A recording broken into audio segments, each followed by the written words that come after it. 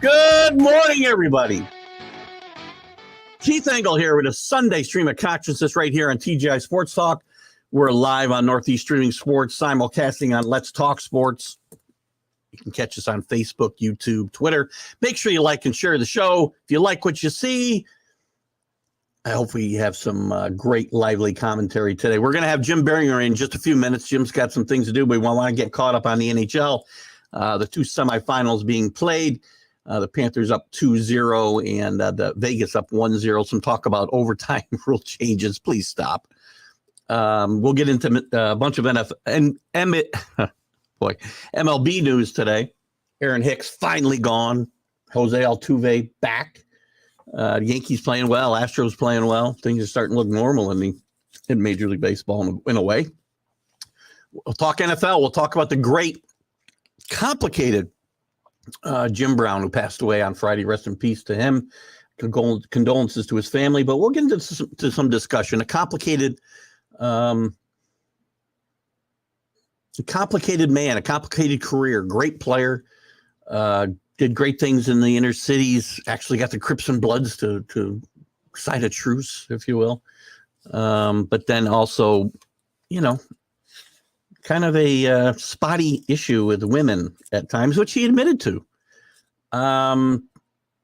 We'll talk about Matt Araiza and his situation with the NFL and legal issues, and we'll talk some NBA finals if we have time, and maybe even some college football. We'll see what time we have time for. My guess is we're not going to get through everything because we got a lot to talk about. So Jim will be in just a few minutes to talk about the NHL. As I said, the Red Hot Panthers, who barely made the playoffs, are now up 2-0 after a couple of interesting games in the playoffs. So they beat, let me get back here. Game one, they won 3-2 in 4 overtimes. They won 2-1 in overtime in a second game. Great. This is why playoff hockey is so great. And they should not be changing overtime rules. I think Jim Biringer will agree with me when he gets in, but we'll see. And also out west, 3 overtimes. No, sorry, just overtime. I don't know why I wrote down 3. In overtime, the Golden Knights beat the Stars in their first game. They'll play their second game tonight. So a lot of interesting stuff going on in the NHL. And we'll also talk about anything else you want to talk about. Good morning, Rick Sherlock. Rick had another new nickname for LeBron on the Mac and Jack show just a minute ago, LaDun.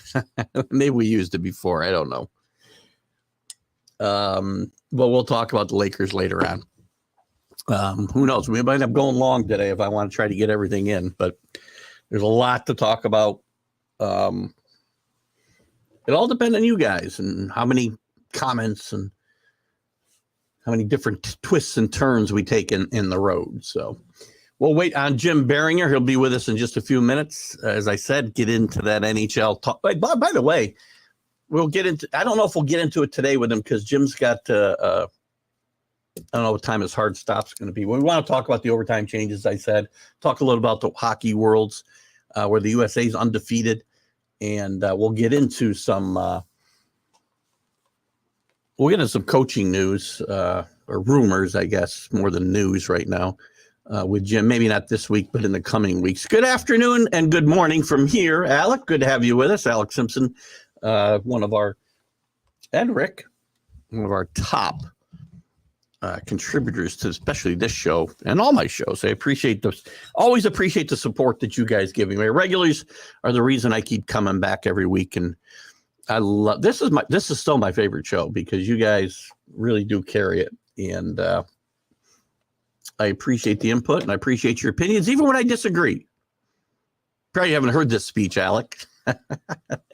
There are times I will vehemently disagree with people, and today could be one of them. Who knows? But believe me, I have no doubt that I could be wrong. As Billy Packer said, and I've kind of stolen this, I'm never in doubt, but often wrong. And I don't dismiss, and I probably sound like I do dismiss people's opinions sometimes. And I mean, even Carlos, everybody's entitled to an opinion, whether it's right or wrong. You're entitled to it. We will dive head deep into the Jim Brown thing today too. As I said, very complicated story in Jim Brown, one of the greatest college athletes of all time, not just football, but maybe the best college lacrosse player in the history of the sport. And probably the best NFL running back who ever played, retired in his prime, went on to make movies, which of Only the Dirty Dozen is one that I would go back and watch ever again, and do watch every time it's on, by the way. And then he did great things in the inner cities, I said, had great impact on a lot of kids in this country, but also a very complicated, I mean, he was arrested a bunch of times, sometimes for his activism, but other times for laying his hand on women, which we know I do not tolerate. Interestingly enough, never convicted of anything, but arrested a bunch of times. Al, just want to phrase shows because you never know the topic. You never do. We could go anywhere at any time, Alec, and it's a lot of fun. I have an outline that I want to follow sometimes, and we just get going everywhere, and I enjoy that. I really do. So hopefully, as I said, speaking of an outline, we'll have Jim Biringer here in a few minutes because I know he needs to jump off, I think, by 9 o'clock or so. Anyway, I appreciate that this is one of your favorite shows, Alec, because it's one of mine as well. It's been the fans. We're coming up on our 21, 22, 23, a third year anniversary here in a couple months. And it's been a wild ride, and we're getting in. Oh, by the way, I screwed up. I did an interview with Dick Drago, former Major League Baseball player. Really integral part of the 75 Red Sox and that great World Series, best World Series in my lifetime, as I've said a bunch of times. It hasn't aired yet because I keep putting the time wrong. So right now it's scheduled, and I don't think I can change the time. It's scheduled for tonight at 6:50. Check the upcoming shows on TGI Sports Talk, and we'll let's see. It was a fun interview, by the way. We talked about a lot of guys. Jim doesn't hold back about some of his former teammates and managers. And what's that bleeding through there? God, I'm having so much trouble. I can't wait till I get moved and can get myself situated again where, we're not going to worry about it. I'm not sure what's going on there. It'll probably go away.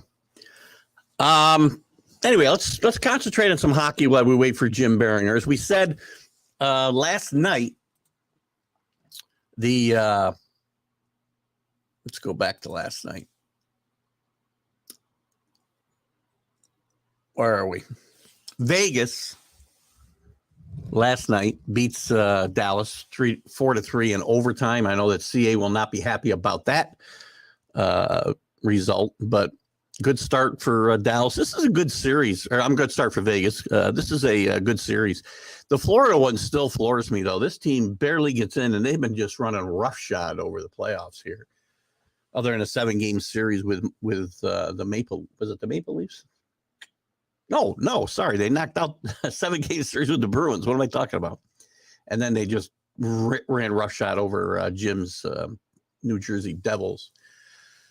Rick's proud of me for being consistent and not a hypocrite as it relates to the treatment of women. Yeah, I try to be. It's hard. I do believe it's funny. I do believe people sometimes deserve a second chance, but laying hands on a woman is not something I can easily forgive. Now, I can sit here and we can talk about Jim Brown and all the great things that he did because he was a great player. And we'll get into this even more, and maybe we'll stay on it if Jim is a no-show for some reason this morning. Let me see if I got a message from him. Oh, wait a minute. Maybe I do. He'll be on at 8:45, so we got just a few minutes. So, again, we can talk about what a great player he was, the great things that he did in the community, which he did. He did a lot for the advancement of minorities, Black players specifically. He headed this summit in the 60s when all the great athletes got together. And actually, they got together in solidarity with Muhammad Ali. being stripped of his title and not allowed to fight and potentially going to jail. But it's hard to reconcile. It's hard for me to reconcile that and, and say he's not a great man if you lay your hands on a woman. Again, never convicted, but, when you've got, I don't know, how many arrests was it? 6 or 7 arrests. Mostly for putting his hands on women. Let's see if it's in this article here.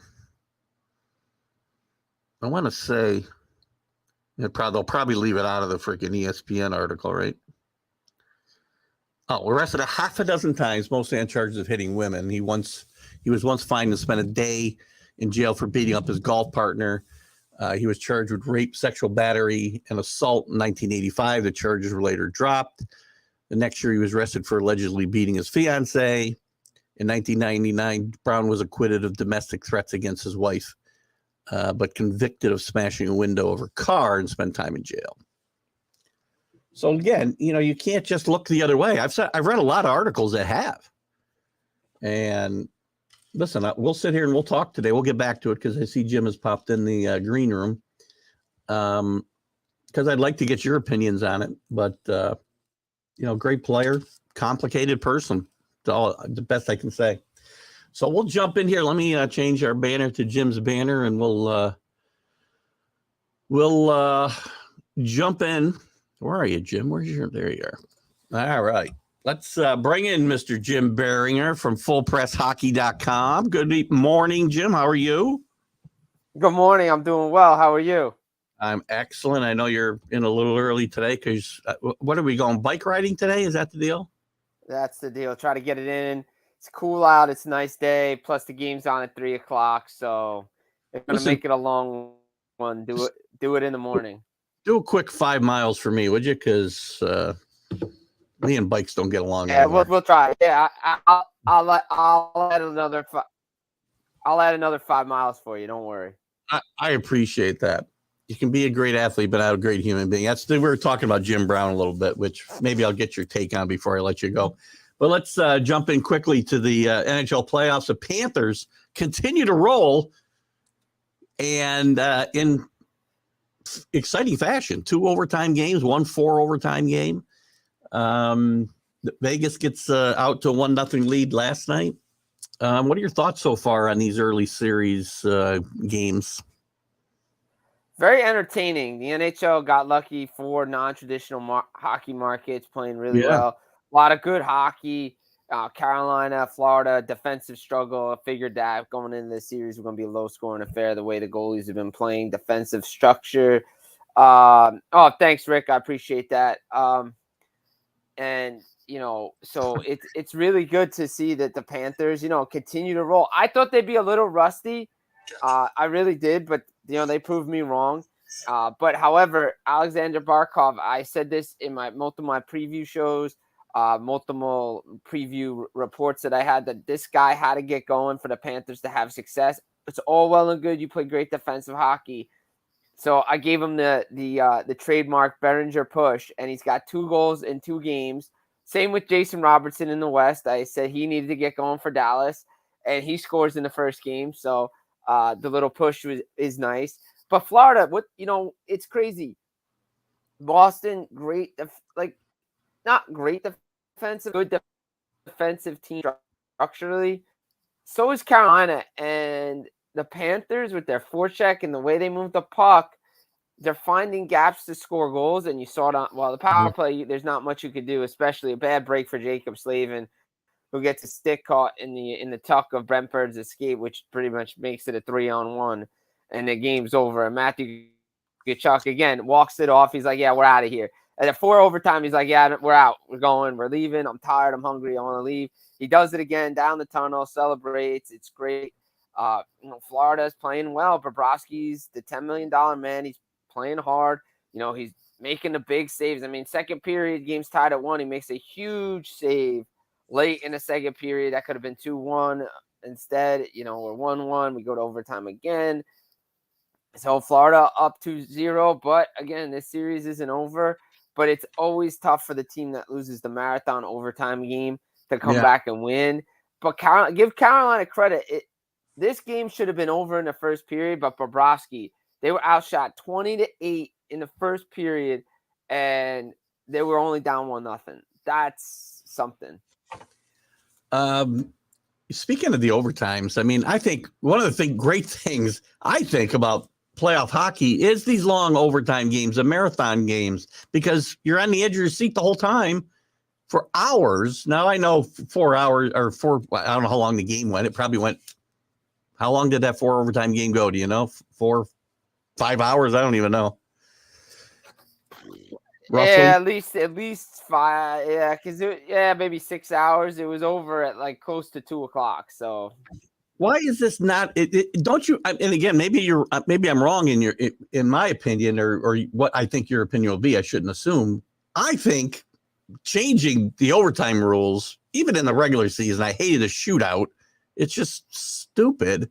It's not even hockey anymore at that point. Why would you play hockey for 60 minutes, but play one game and then play a totally different game in overtime with a shootout or whatever? Yeah, I mean, look, this was brought up because after the marathon game that was Carolina and Florida went 4 overtimes. One of the hockey writers on Twitter made a comment about after triple overtime, it should go to 3-on-3. And, it's like, no, you play continuous overtime, 5-on-5. But the thing is these games are so rare, right? The last marathon overtime game was in the bubble. And by the way, that game started at like 1:00 in the afternoon. It was over at like, I don't know, 7, 8 o'clock at night. Because, that's what happens. 5 overtimes. Okay. But other than that, you have to go back to the late 2000s before you've seen one. Yeah, we've had a lot of triple overtime games over the years. That's, okay. But these marathons of 4 or 5 overtimes, they're very, very rare. Right. So you don't need to go changing overtime rules. I mean, thank God Dallas set the example on Friday night when Brett Howden scored like 2 minutes into the first overtime. It's like, yeah, we're done. And Vegas was playing good in that game. I think that game they should have won that game in regulation, but some, defensive lapses. Jamie Benn played well. All those guys, their top guys are stepping up for Dallas. But Vegas was right there too. They look good, strong. Aiden Hill played well. And then again last night, you get a power play chance. Let's end it early. And I think, most of the time we're seeing overtime end early. When these things do go long, it's good.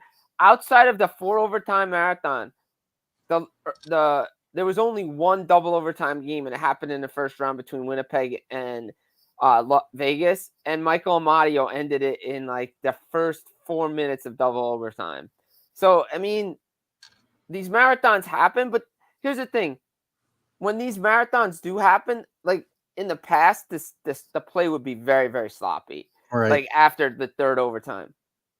Carolina and Florida were pushing the pace after triple overtime. Even in triple overtime, they were pushing. Like there would be spurts. One team would go, another team would go. They played a lot of defensive hockey. And even Wayne Gretzky's like on TNT, he's like, yeah, the way these two teams are playing defensive right now, this could be a long night. And he was right.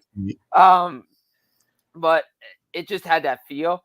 But they were getting high quality chances. I mean, Seth Jarvis should have ended the game in the first overtime. He hits the crossbar. The Ryan Lomberg goal gets called back because of goalie interference, or else that doesn't go the distance. Mm-hmm. So there are things along the way, but there's no need to change it. And oh, by the way, I'm not gonna say his name because he's respected in the world, but this person deleted the tweet after he was getting crushed.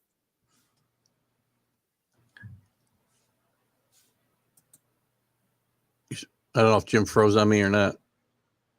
No, I just said that he deleted the tweet after he was done. So after he got crushed on Twitter. So you were so still after you said that. I thought you froze on me. Sorry about that. No.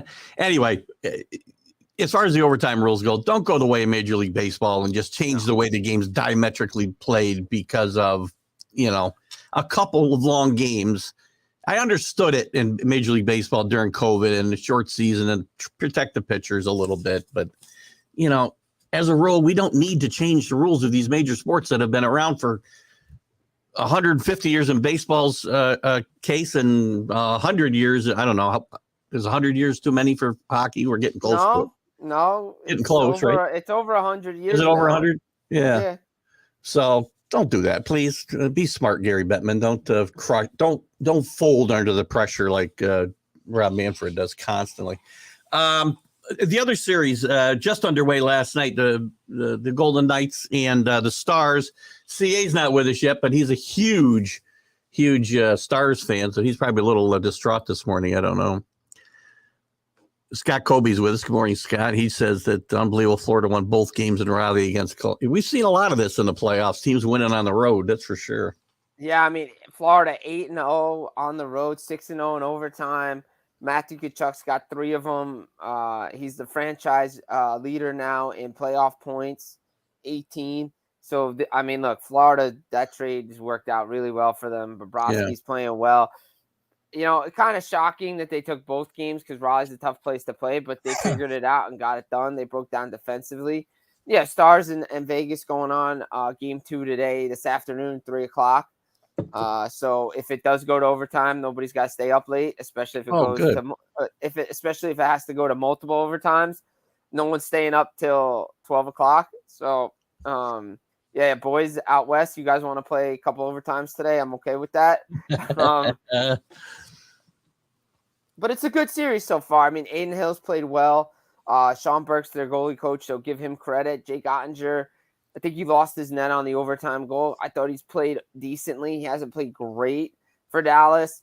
Vegas just looks like a more complete team to me, and they're on a mission to win a Stanley Cup. You could see it. The guys are like want to win, and the original Misfits are leading the way. This time it was Wild Bill Karlsson gets 2 goals in the first game against Dallas. But like I said, James Robertson gets the push, the Biringer push. He had 2 points in the game. Pavelski had a nice kick to Ben to tie the game and head to overtime. But Vegas, to me, has got the more complete team. Let's see how Dallas responds. Jake Ottinger is known to have a bounce back game after he gives up a lot of goals. But Vegas came out pressuring like Carolina did in game 2. I just think Vegas is on a mission to win a Stanley Cup this year. What you mentioned earlier, the ratings were good. I know I read an article the other day that the ratings leading up to the conference finals were very, very good. You expect that to hold up here through the conference finals, and who would the networks want to see in the final if they had their druthers? I definitely think they want Vegas for sure. Yeah. That I just think is because you get to go to who doesn't want to go to Vegas?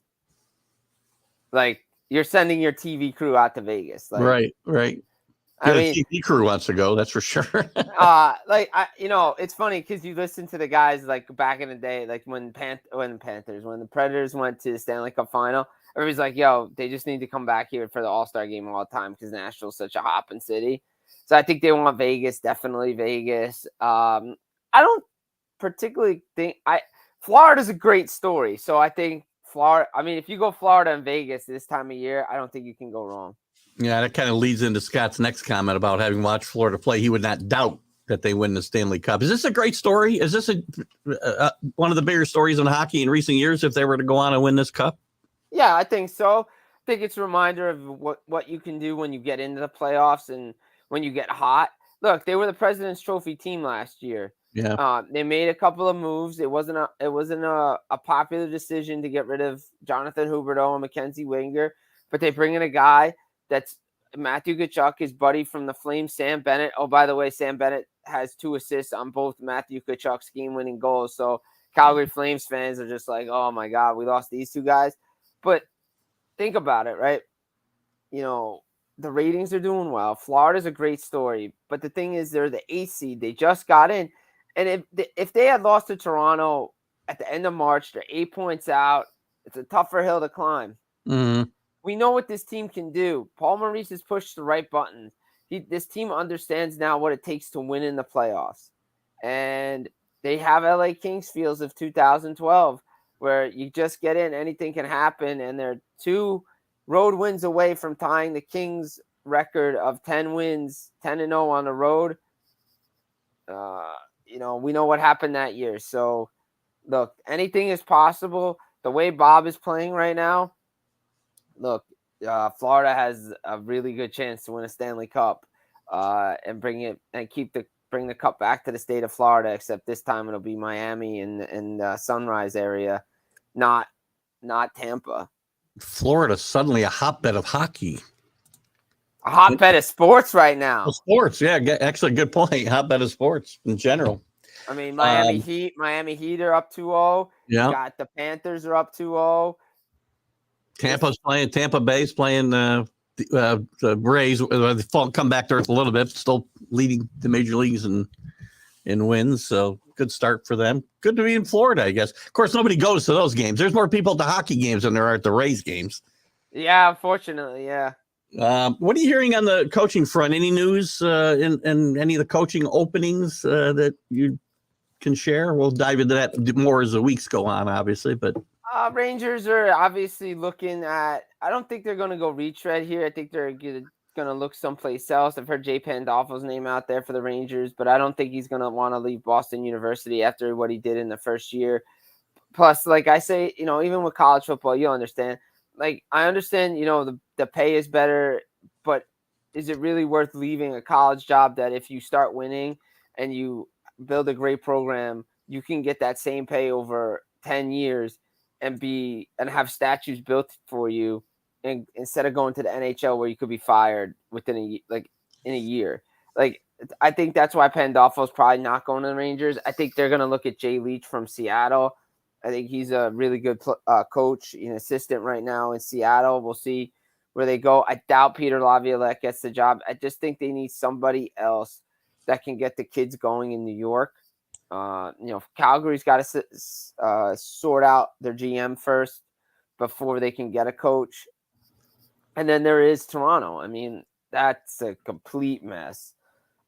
What we saw this past week, Kyle Dubas at the press conference saying, we got to take some time. He's not sure if he wants the job anymore.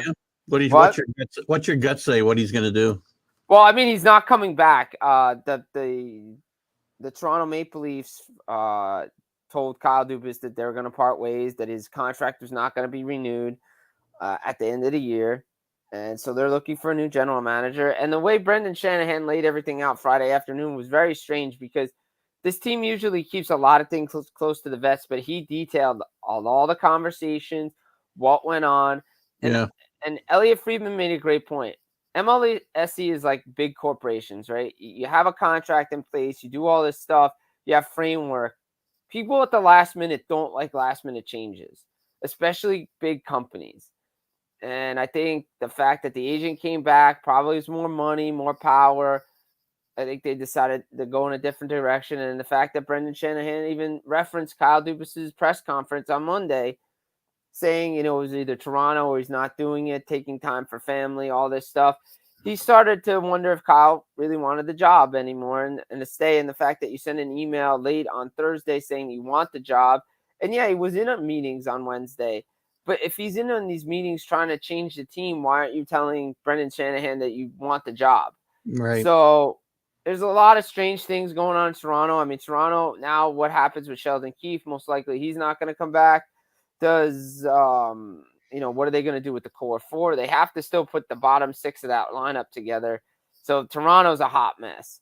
And then there's Arizona, which is an even bigger hot mess. They've been a mess for a while, though. They've been a mess for a long time, especially with that arena situation. I mean, look, obviously everybody knows Tempe is like an older retirement community. So you knew the thing for me was you can't have three different things all tied to one. Go with the arena first, then build the rest. Try to get the arena passed, because that's the most important thing. Like the rest of it, the entertainment stuff, everything built around it, you could do that after. Get the arena built and then worry about the rest of it. And now they're going to try to partner with the Suns, maybe try to redo the old America West arena.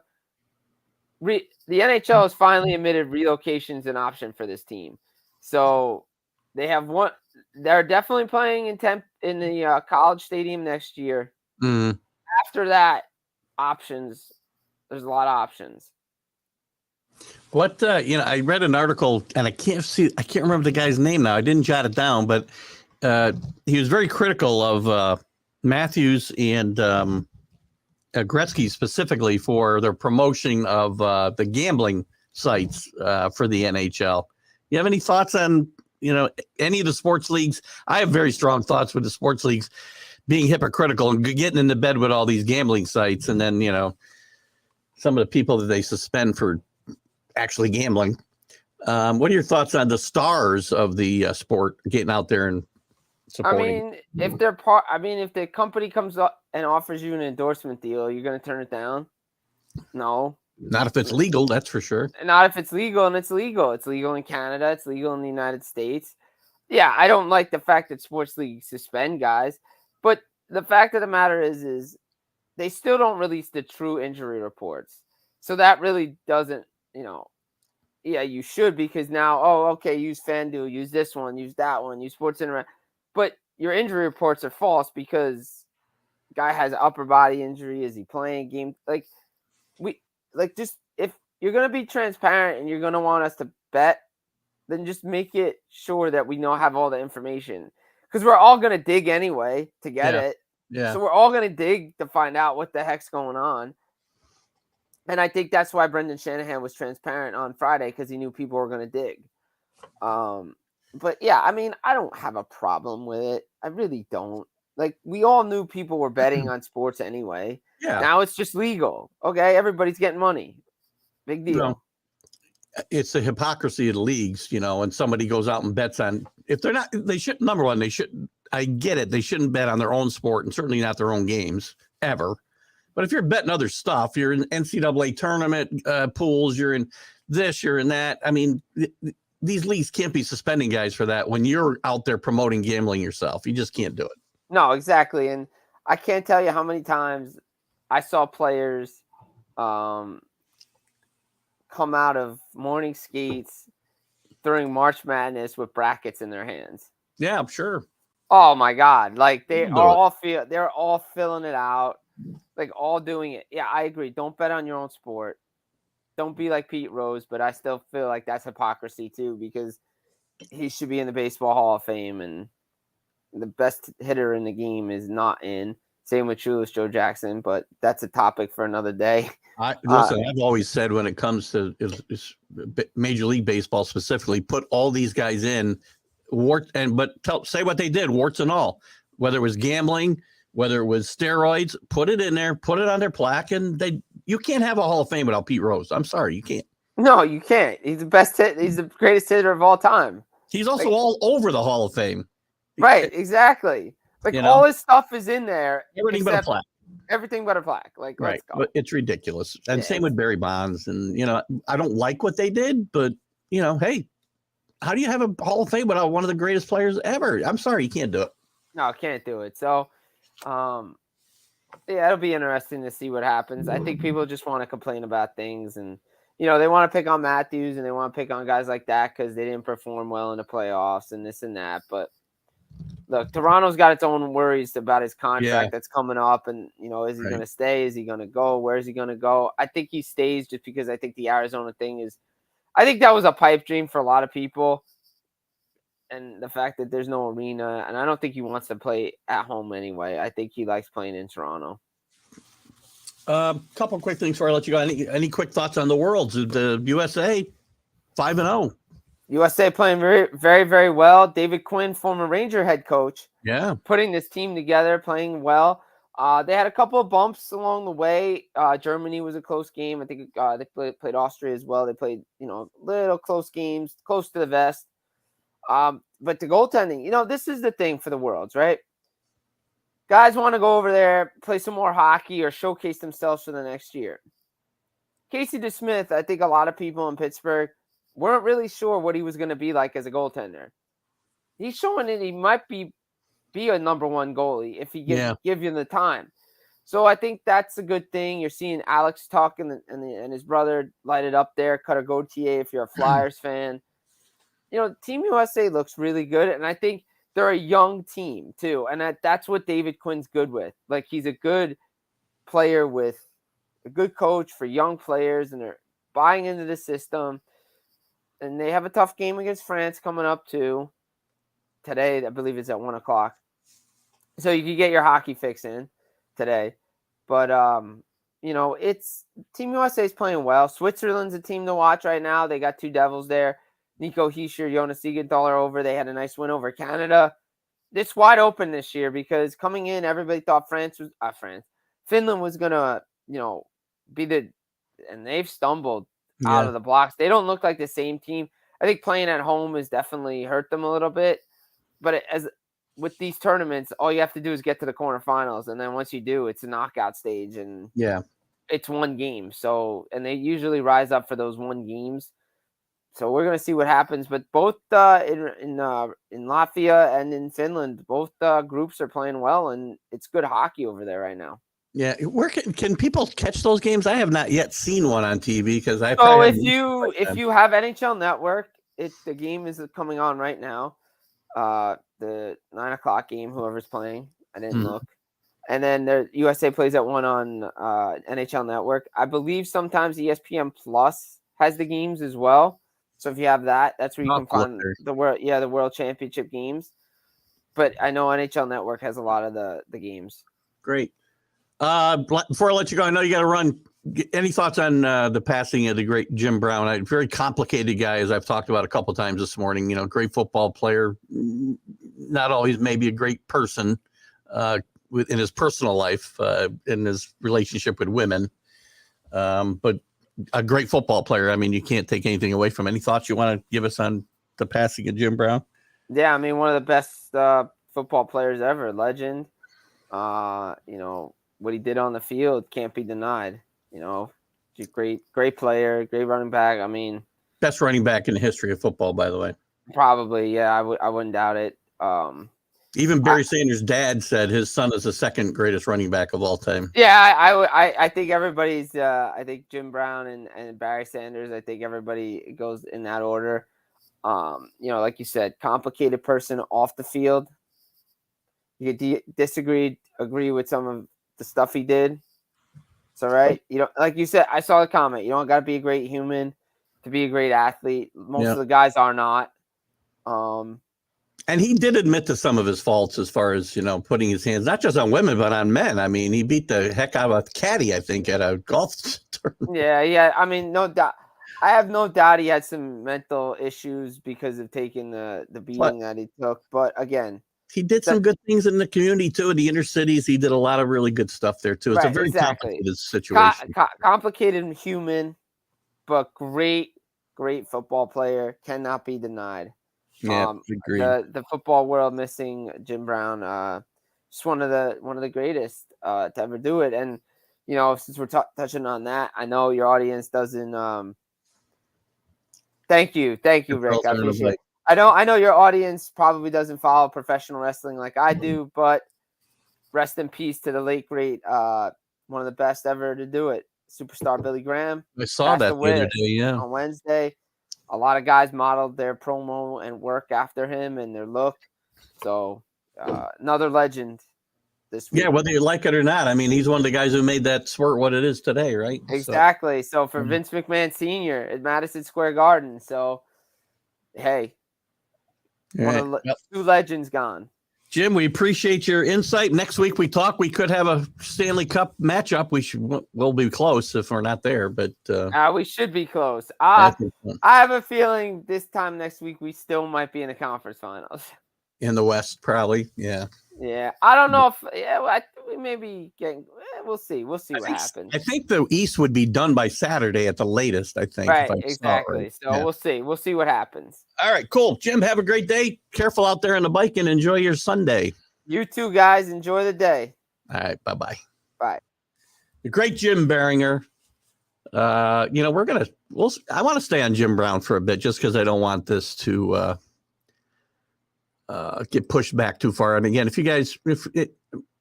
I thought this topic would have some legs, so maybe as we've got a few more people in now, it might. We'll just do a little bit of NFL before we jump into Major League Baseball. Complicated guys. I said at the Open, Everybody who watches this show or any of my shows or my vlogs knows how I feel about any man who puts his hands on a woman. There's zero tolerance for that in my mind and in my life. Do I think it should overshadow everything else somebody else has done when he's done some good? Probably not. I mean, I have, I'm not a total, well, I am very, very rigid in my thinking. But listen, this guy did a lot of great things on the field. One of the greatest athletes of all time, probably the greatest lacrosse player in the history of the game. Dick Schaap always said this. The best running back of all time in the NFL. Maybe the greatest college football player of all time. We talked about this a few weeks ago, and I said Archie Griffin. I didn't think about Jim Brown. But definitely, in my mind, the greatest running back in the NFL of all time. And he quit at the prime of his career. Now, he played 9 years. He led the league in rushing 8 of those years.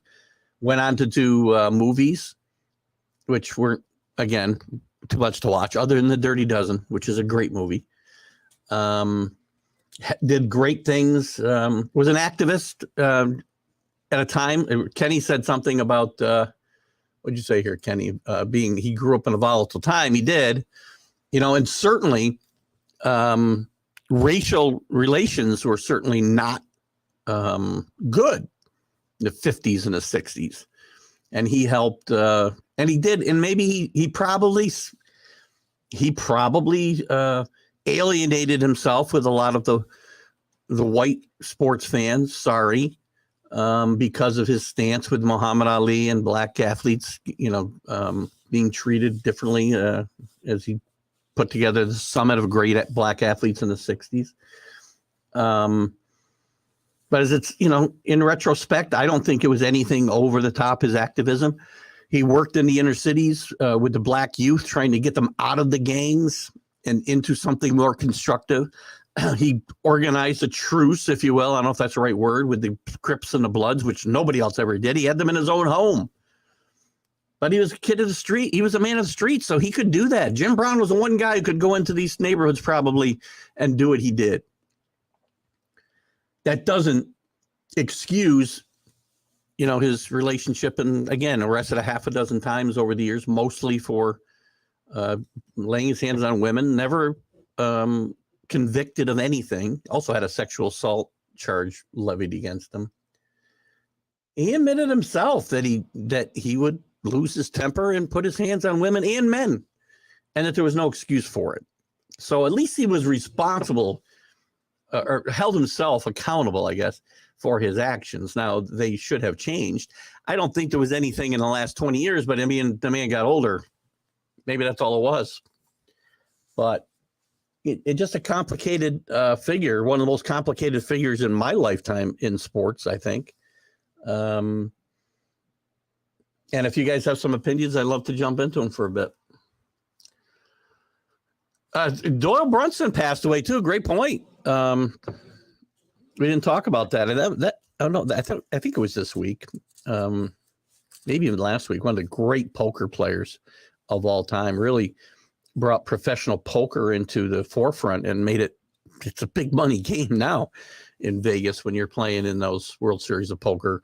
Guys like Doyle Brunson certainly were a big part of that. Good point, Kenny. You can still say he was a great football player, but not a perfect human. That's what I've kind of said, right? He's a complicated person. And I know in the past, I've been very intolerant of these things. The Deshaun Watsons of the world. I don't think he should be in the NFL. Now we're talking about 66 women or more.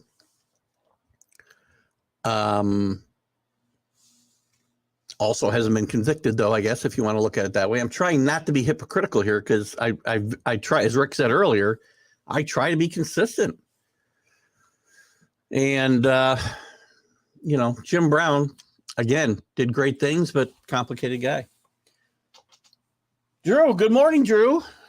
Human beings are complicated creatures, and everyone has flaws, whether they admit to them or not. Good size always conflict with the bad ones, appreciate the former, criticize the latter, and hope there's a balance towards the good. I agree with that, Ben. And I can be and listen, I understand, I can be very inflexible, very intolerant of certain types of behavior. Mistreating women, children, and animals are probably the number one things in my mind. And I have a hard time looking past that. I've seen that I've seen it in my own life with friends, family, and I've cut those people out of my life. Mostly because they did nothing to rectify their behavior. And I have no tolerance for it. But again, it doesn't negate some good things that people do. So again, Jim Brown, great player. Alan, rest in peace, Jim Brown. And we did just talk about the superstar Billy Graham. Not a lot of wrestling fans, I'm sure, here with us today, but everybody knows superstar Billy Graham. And again, Jim Brown, listen, he's one of the guys who put the NFL on the map. This wasn't $1 billion corporation in early 60s when he was dominating the league. And remember, he was a fullback, not a halfback, a fullback, setting all these records. Good morning, Billy Pulver. Good to have you with us today, Waldo. There are no perfect humans. Through my life, I've seen things that could be considered. Listen, we've all seen that stuff. Stuff today that would not be tolerated even a little bit. That's something I have never, believe me, even before, the Me Too movement, let's say, I never put myself in a situation to be accused of anything. It was made clear to me when I worked in the beer business. This is 20 plus years ago. So again, it was a little different time even. It was made clear to me working for the distributor that I worked for, the biggest distributor one of the biggest distributors in the country, certainly the biggest distributor in New York State, probably the biggest distributor in New York. I won't mention their names here now. If you know beer distributors locally here, you'll know who I'm talking about. It was made clear to us, if you were even accused, you'd be fired. They weren't going to subject themselves to lawsuits. So, a different time. And I've always been very careful with all of that type of stuff, always. I was going to say something else here about, as far as being perfect humans, you're right. I believe me, and it's hard. And I think I do admit this all the time when I am criticizing people for their personal behaviors. And I don't get into a lot of it. If you've abused drugs, more often than not, which is odd for me, somebody of my political leanings, I defend people's right to, the Colin Kaepernicks of the world. He hasn't hurt anybody. He hasn't killed anybody. He hasn't raped anybody. He hasn't beat up anybody. So,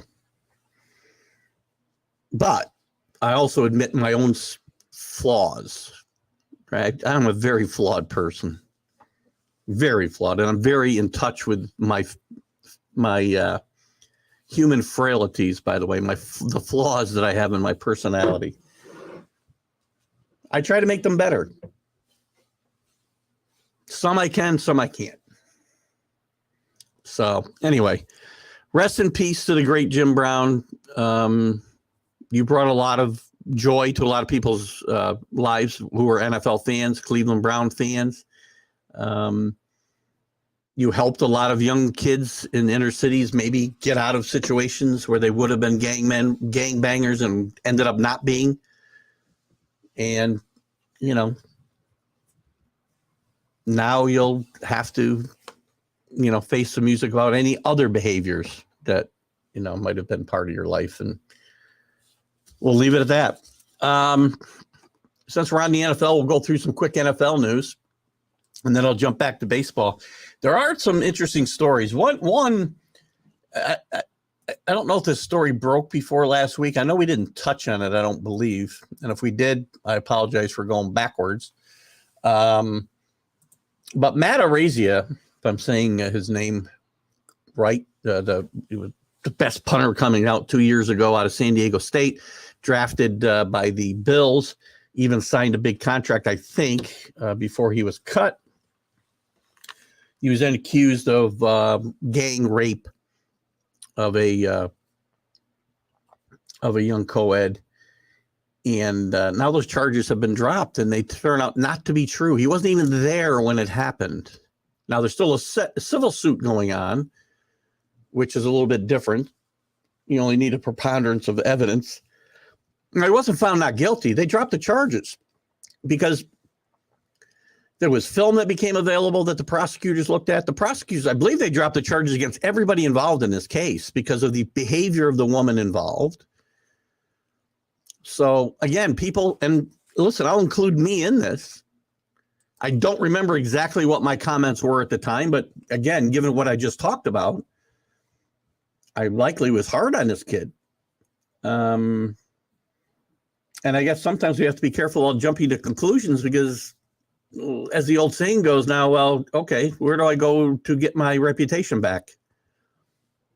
I have no doubt he'll be in the NFL. This next year because he's a great talent. So we'll see whether that actually happens or not. But it's a tough situation for this kid because it's going to follow him around. There are going to be people who don't believe this. There are going to be people that believe it was swept under the rug. I don't think it was swept under any rug. If it was going to be swept under the rug, it would have been before he got charged. So tough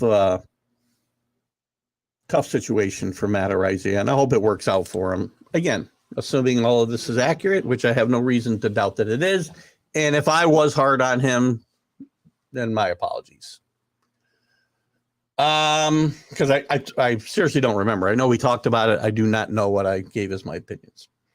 So at the NFL league meetings in March, San Francisco 49ers are confident they'd be bringing the Super Bowl back to Levi's Stadium for Super Bowl 60. So barring a sudden change in direction, it seems that they will be rewarded at the owners' meetings in Minneapolis next week. So the Bay Area about to get another Super Bowl. What else is going on around the NFL? The Commanders bring back athletic trainer. Steelers signed backup quarterback Mitch Trubisky to a 3-year deal. I find this a little interesting. I'm sure, but listen, he's a good backup. I think it lowers his cap hit. His cap hit would have been $10 million this year, so they needed to kind of bring him back. He's going to make $8 million guaranteed in the first year of this contract, and then I think it might go down. Leslie Frazier, one of Rick's favorite names in football. He will attend the Coach Accelerator program. He'll be among 40 participants in the NFL's Coach Accelerator program held at the Spring League meeting in Minneapolis next week. The program's aim is to increase exposure between owners, executives, and diverse coaching talent. It's a new program the NFL is putting together because the Rooney Rule, in their mind, isn't working. And the Rooney Rule had no chance of ever working because, especially when new GMs come in, take Shine or Schoen from the Giants, right? He knew he wanted Brian Daboll, but he's got to go through the motions of interviewing minority candidates for the job. So there's no chance if he knows who he wants because they have a relationship. And I don't know the guys ought to be penalized for that. We've had a decent number of minority-owned candidates now. To get more head coaches, you need to have more assistant coordinators. You need to have more offensive and defensive coordinators that are persons of color, and we're getting there. I mean, the bigger problem is the front offices mostly are white, which causes a big problem there. There's not much diversity in front offices, which it doesn't get talked about a lot. Although the Giants' previous, I'm trying to remember his name now, their previous GM was, I'm sorry, two removed was a black man. So again, these things trickle down, and personally, I think the Rooney Rule is a rule that's run its course and probably never was effective in the first place. What do we got here? Alec, 49ers are making massive loan, are getting a massive loan from the NFL to host it as well. Interesting. Hard to find a good backup quarterback in today's game. You got that right. Man, there's some bad starting quarterbacks still in the league. Backup. Our society, especially the media, jumps to judgment. And I do it. Listen, I've been guilty of it. If Deshaun Watson were ever found not guilty, well, I'd look like a fool. But I don't think, again, when 66 people accuse you, I don't think there's probably some fire where that smoke is. The nurse accused of racism and taking a rental bike. I don't know that story, but as far as your basic premise, Rick, I certainly get it, and I probably got to do better myself. Stop it, Alec. Mac Jones last year was not the worst starting quarterback in the NFL. Mac Jones had a good second half last year. Is Mac Jones one of the better starting quarterbacks in the NFL today? No. Talk to me after the season about Mac Jones. You guys, I love you guys. I'll be on with Alan tomorrow night, by the way, if you want to put a little pride on. I don't remember what time we're going live, Alan. Remind me, 7:30.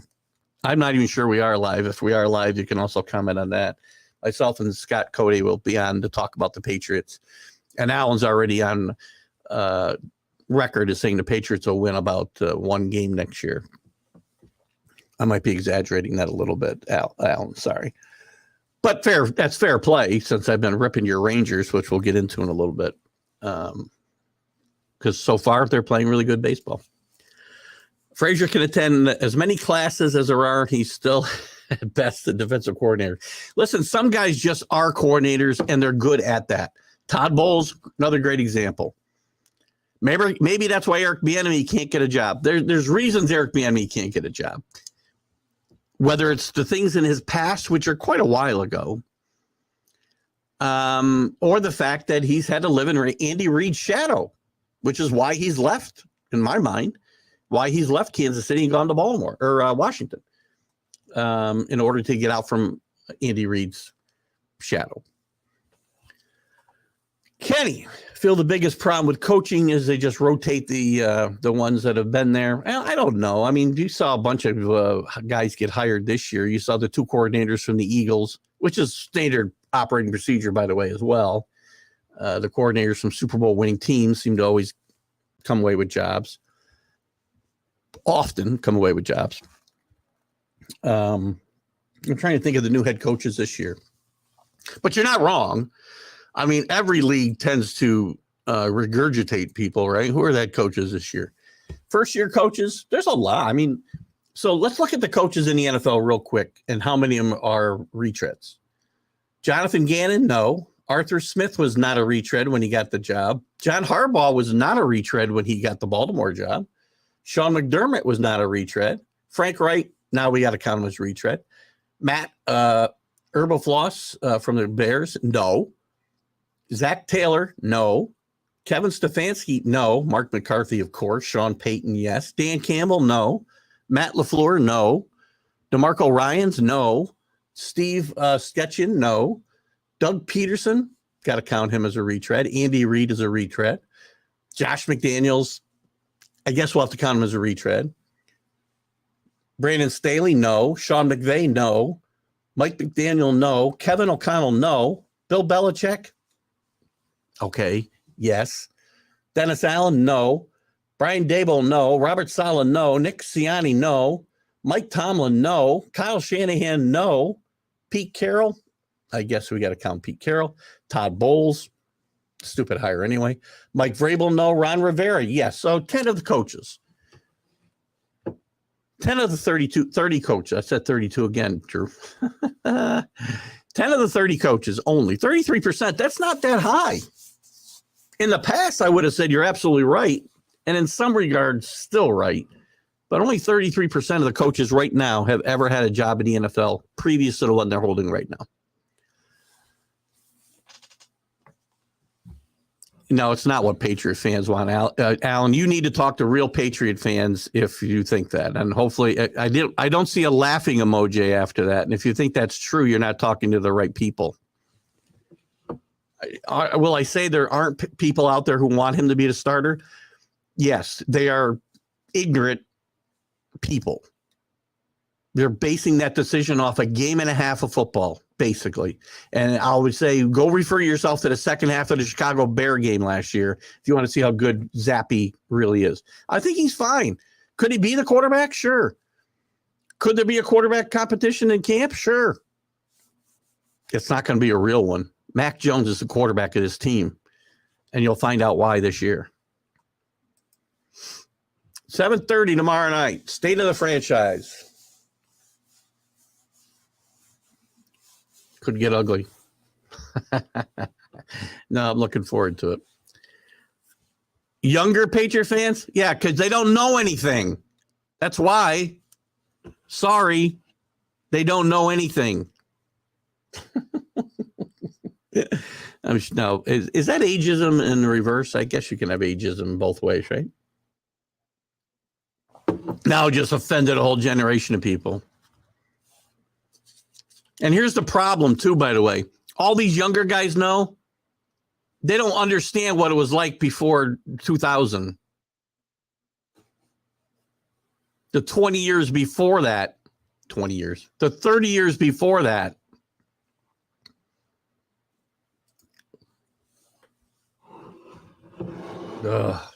Anyway. Whatever. It is what it is. I'm not worried about it. We're going to get off the NFL here pretty quick. Anything else I want? The NFL the NFL owners are going to vote this week too in the meetings about whether there'll be the Thursday night football games will be eligible for a flex. I think this is the stupidest idea. You can't suddenly say you don't have 7 days to prepare. You have 4. You can't do that to a team. That's not fair to anybody who'll be put in that situation.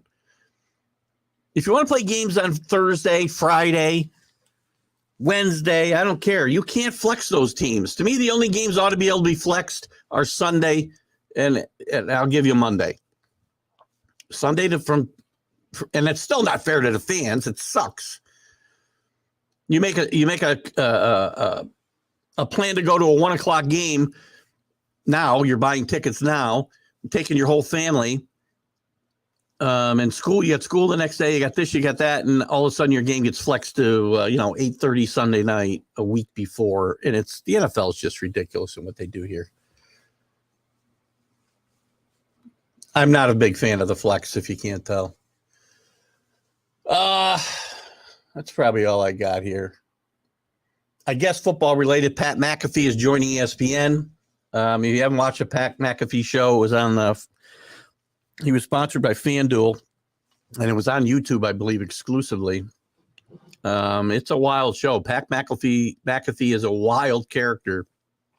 A lot of F-bombs getting dropped during that show. I don't know how he's going to play on ESPN, but he's getting a boatload of money to move to ESPN. He's a colorful guy. He did Game Day, the college Game Day show this year, and I wasn't really a big fan of McAfee, and he kind of grew on me as the year went along, and some of his stuff's over the top, but whatever.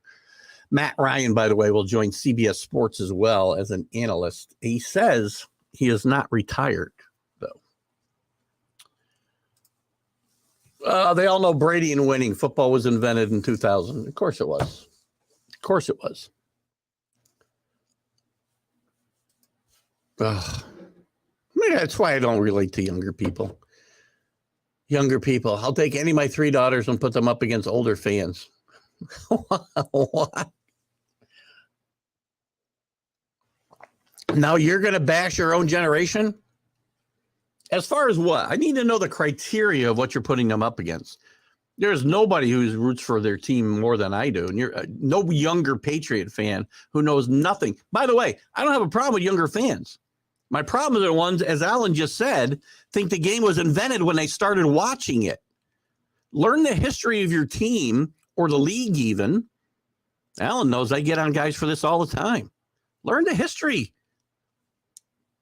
Gosh, these games, whether it's football or baseball, they weren't invented the day you started paying attention.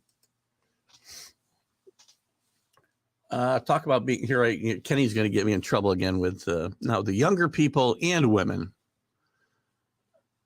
By the way, Kenny, I'm glad you went through. I'll say a little quick note for Kenny. Kenny went through his surgery the other day, and at least on Friday when he jumped in my show, he was doing well. And hopefully, Kenny, that's still the case, and the pain is being self-medicated. Oh, time to start giving the Rays their due. I don't know.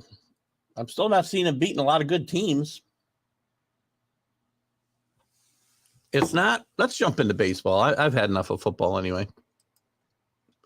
Drew helps me change topics nicely again.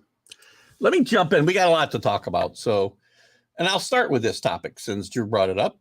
I want to look, and I'm going to look at the schedule. If I'm wrong, I will tell you I'm wrong. But I'm still going to tell you that they're not playing well against teams with a winning record. Let's jump in here. 34-13, only 5-5 in their last 10. They have one, so that's not better baseball. That's worse. They beat the Brewers 2 in a row. Oh, am I in the right team here? Hold on. Not sure I am. Yeah. So they did beat the Brewers 2 straight. Okay. They're a team with a winning record. They lost to the Mets 2 in a row, 2 out of 3. They lost 2 out of 3 to the Yankees. I'm sorry, they split with the Yankees. They lost 2 out of 3 to the Orioles. And they won 2 out of 3 against the Yankees. I mean, they played 500 baseball against these better teams, right? I mean, I can't add this up quick. Well, I guess I can. 1, 2, 3, 4, 5, 6, 7, 8. 1, 2, 3, 4, 5, 6, 7. All right, they're 8-7 in their last 15, which is against, if I count the Mets, which are not a winning baseball team, but they're a good team. They're 8-7 against those teams. Prior to that, they swept the Pirates. Not a good baseball team. Just because the record's over 500, it's not a good baseball team. Just look at what they've done. I think they've won a couple in a row now, and they've gone back into first place. But they were 2 weeks ago. They were the previous 10 before this last 10. They were 1-9. Then they were 2-8. It's a little better now if you keep going back just 10 games, right? But I still say they're a product of their schedule. And again, I don't say that to demean them because everybody's going to play these teams. It's just a matter of they've played them early. So if I'm a Yankee fan, which I am, and I'm only 6.5 back, when I haven't had a start out of Severino, a start out of Rondon, I get a start out of Severino tonight. I got a black hole in left field. I'd be happy with where I am. So, anyway, that should elicit something back from Drew. So, anyway, what did we say here? Anything else? They are, listen, and they are playing good baseball. Don't get me wrong. You have to beat these teams to win. I understand that. Now, maybe, and if you were to beat up on all the bad teams and play 500 against the really good teams, then I guess you've done okay, and you'll make the playoffs and maybe win the division. I can't write off I'm more impressed with what the Orioles have done. In any event, the East is playing pretty well. Everybody's on a 2, 3, 4 game winning streak except the Blue Jays. And by the way, this dust up with the Blue Jays this week and the Yankees, what a bunch of hooey. Please, Brian Schneider, shut up. The pitching coach, I'm forgetting his name now, shut up. Coaches aren't in their boxes, whatever. Your pitcher tips pitches. What do you want us to do? Not take advantage of it? Oh, pretend you didn't see what he was going to throw. Whining, crying babies. And by the way, listen, and I need to lose some pounds, so I'll say this with all humility. Brian Schneider, you shouldn't be calling anybody a fat boy because you can afford to lose a couple pounds yourself. Boy, that's really getting down in the dirt mud. How about learning the rules first? For what? What are we talking about? What do I miss here?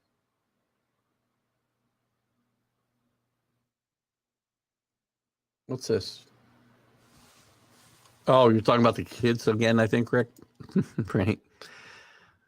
So unfair for kids tickets and fans traveling from the UK to move the game. Yeah, excellent point. You're trying to develop the game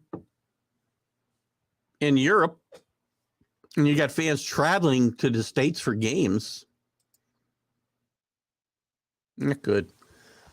Alan here, which is why I'm having you and Scott on the show, since you're both older. Nicely put. And the team. I've been taking it badly on Let's Talk Sports lately, by the way, because I'm not sure how me and Scott apparently have become the target. I just happened upon Nick Botkin's show the other night, and I had see a comment from Tanner saying, Johnny Cruz is going to join Keith and Scott at the old folks' home. Oh, and I guess we're the only guys older than the Mets starting pitchers. I don't know how I got in the middle of that, but he jumped on the show Friday too and reiterated the fact that I'm an old bastard. A lot of ageism going on here. Just kidding, of course. Here, this should be made some people upset. Judges cheating at the plate. First of all, it's not cheating when a pitcher tips his pitches. And as far as the coaches not being in the boxes, watch any game. The first and third base coaches spend 3/4 of the game probably outside of the coaching boxes. And if they're stealing pitches, then too bad. Do a better job of hiding your signs. I keep saying this over and over again. The Astros cheating scandal, just shut up about it. Everybody's been trying to steal signs for 150 years. And if you're not smart enough to hide your signs, then shame on you. And that's it. And judge, it's not cheating if your bench or somebody says, oh, guess what? He's tipping his pitches. Here comes a curveball, and he hits it 600 feet, which he did. Aaron Judge doesn't need to cheat, by the way.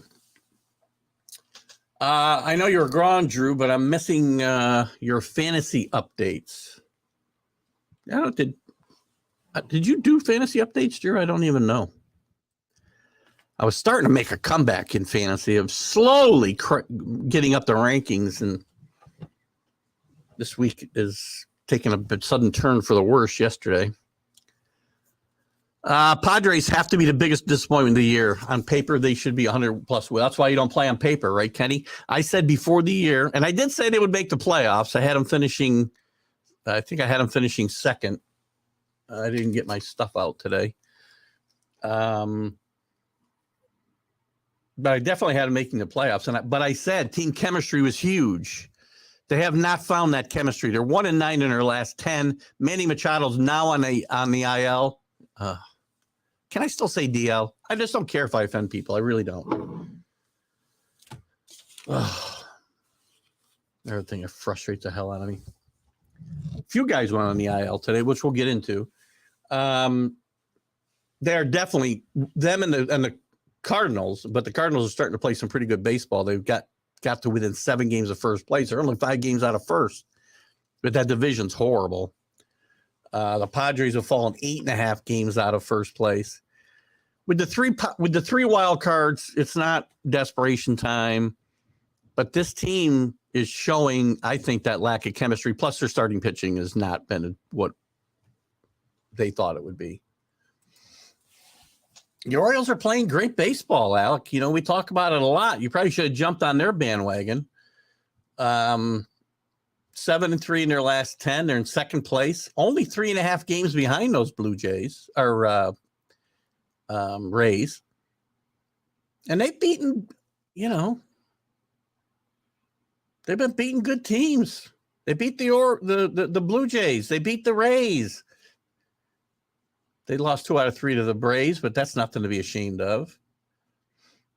And they did play some weak teams at the beginning of the season. But, again, a lot of good records are built off of the back of bad teams. So I don't know why I'm overreacting to that. But Orioles with some good young players, right? Absolutely love the catcher. Rauschman having a solid year behind the plate. Ryan Mountcastle, first baseman, only hitting 243, but 10 homers and 34 RBIs, playing really good. Santander playing good baseball out in center, right field, excuse me. Adam Frazier, who is one of the veterans they brought in here, he's not doing badly. Gunnar Henderson, the rookie, is not hitting much. He keeps, it's early yet. We'll see whether they may have to make a move there, but it's going to be interesting to see. This is not a team that they sold last year at the deadline and played better.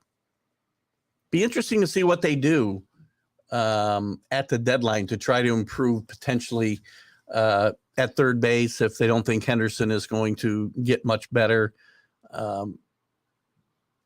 Maybe another outfielder, a little bit of pitching. Pitching is what will hurt this team most likely in the long run. But I think this team's in for the long haul. I didn't have them in the playoffs, and that may have been a mistake on my part.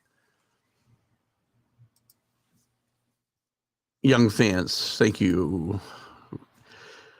Hosmer and Miguel Andahar DFI'd, as was Aaron Hicks, by the way. Goodbye, Aaron. Finally, goodbye. I keep having to answer questions about Greg Allen being any better. Doesn't matter. It's a different face. And come the trade deadline, they'll be bringing a left fielder in here anyway. Joey Bart injured yet again. Talkman up for the Cubbies. Reutefeldt, he's on that 34th winning place. You missed a couple injuries. Rick Urias DL'd for the Dodgers. The worry with the Dodgers was going to be the health of that starting pitching. And by the way, I don't think we talked about it, but if I'm not mistaken, let me go here. I think Mookie Betts, I wanted the depth chart. Mookie Betts is now the starting shortstop. Well, he's played a lot of shortstop. Whether he's a starting shortstop for good, I don't know. With the Dodgers. Interesting move for them. He did play some second base last year. But the Dodgers could have a problem. I should say should have a problem. I forgot what I was going to say there. A couple other guys hurt. Machado, as I said, got hurt. I think Cody Bellinger went on the DL. Altuve's back for the Astros, by the way. For all you guys that want to hate, I told you I got into this big to-do with Astro haters. But the Astros are red hot, by the way, Alan. 2 games behind your Rangers. 6 wins in a row, 9-1 in their last 10, and the most valuable player in that team, the leader of that team, the heart and soul of that team, Jose Altuve, is back. And watch out for the Astros. They're starting to play Astro-like baseball. The Mariners continue to be a disappointment there, though, still languishing in 4th place, 6 games back. The Angels have leveled off a little bit. They're only a game over 500. I did want to get into a couple other comments here. If you know he's cheating, just change the calls like they do in all other sports. No, well, we can't do that, Alec. That'd be too easy. We need to blame the other teams. Again, the Astros only won a World Series in 2017 because they were stealing signs, which is not true. And I guarantee you these other teams tried to steal signs too. Everybody does it. Now, you can tell me they take it to a different level. I get it. But it's funny. The Dodgers lost the World Series to the Astros. Yankee fans are loudest about this. You weren't going to win that series because you didn't score any runs. Jesus. I'm a Yankee fan. We weren't winning that series. I don't care if they stole signs or not. And Kenny's on a DL. Kenny is on a DL. for a few months here. We hope you get better fast. Fantasy update. Keith is 1 point out of 5th out of 8. Thanks for pointing that out. Why am I the lead story? But I'm getting loose. Yeah, that's what I said. I was making up I got buried. And that same thing happened to me last year. I got buried the first 2 weeks of the season this year. And I was slowly crawling my way out. And this week is breaking my momentum. But I could have a swing this week, or today, I should say. We'll see how that goes. Rick, on the other hand, leads the league. Who's your GM? Picked all those guys for you, Rick. Leads the league, and we'll expand that lead a bit after this week. Drew's floundering around the top half at least. I was excited. I want to keep some momentum going. I thought I had it. I was doing well all week long. I fell into a tie, I think, after Friday, 8-8, and then I was down 12-5 when I checked this morning. Yikes. Orioles are the best team in baseball, bar none. I'm not going to agree with that just yet. They're a very, very good team.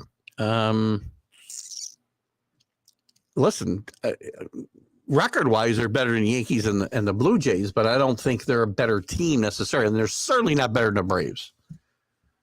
To me, the Braves are still the best team in baseball. When you factor in everything, pitching, bullpen, defense, offense, the only thing I hate to see is, again, in the last couple of years, they've moved a few veterans out of off that roster. Freddie Freeman, Dansby Swanson, and somebody's got to pick up that mantle. But I still like the Braves to win it all. I'm sorry, not win it all. Lose to the Astros. Astros win 2 in a row. Marlins still a big surprise. 7-3 in their last 10. Second place, 2 games, through 4.5 games out of first, 2 games over 500, and they've all done this while scoring 52 less runs than they've giving up 52 less runs than they've scored. Very hard to do. Camden Yards is one of the best stadiums in baseball. And by the way, if you're a Yankee fan, you see when the Yankees play the Orioles, because I've done this myself. I haven't done it in a few years. There's as many Yankee fans in that place as there are Oriole fans. Now with the Orioles winning, that might be different because you could go there a whole lot cheaper than you can go to Yankee Stadium. So you'd see a lot of Yankees fans there. I want to get to a game. We were going to go because I've gotten so I like to either get some tickets and take the train to Poughkeepsie and then, drive to Poughkeepsie and then take the train into the stadium or take Yankee Trails. And we were going to go in July, but it's really not looking, I just don't think I'm going to have the energy. I am so tired every minute of every day right now, trying to get this house. We're almost ready. Picture's going to be taken for the realtor Thursday. House will go on, get listed the Wednesday, probably after Memorial Day, and we'll have an open house that weekend. And our closing date now is the 9th, and our moving date is the 30th. So we're getting close. The good thing about all this work that we've done to get the house ready to list is we've also packed a lot of stuff at the same time. So I'm almost past the really heavy lifting. Yesterday we made some great headway. And my wife has been fantastic through this whole thing. Anyway, anyone expect Texas to have the same record as Atlanta right now? No. Well, if that's aimed at me, the answer is no. Let's look at your Rangers quickly, Alan. Since you're with us, we'll take a deeper dive into time we got. I don't really care about the time. Take a deeper dive. Now, you did lose 2 out of 3 to the Braves, I will point out. Rockies, Athletics. You did beat the Mariners 2 out of 3. Angels, Diamondbacks. Good wins against the Diamondbacks. I split a 2-game series. Pretty sure the Yankees took 3 out of 4 against you. That was earlier in the season, though. Anyway, your team's playing well, better than I thought they would play, for sure. Let's look at the stats because there's a couple that interest me. As I said, the on-base percentage was a big problem for me last year and coming into this year. It's up to 340. That's a good job. Now, a couple of your key players, a little bit low. Garcia does have his up to 323. He was languishing around 280 for a while. He's starting to hit. Well, he's a nice player. I'd like to see him make better contact, but 1449 and 871 OPS, not bad. Young has played okay at third base. Lowe's played, I think typical Nathaniel Lowe baseball. Marcus Semien has played well. Robbie Grossman, Jonathan Heim, playing good baseball.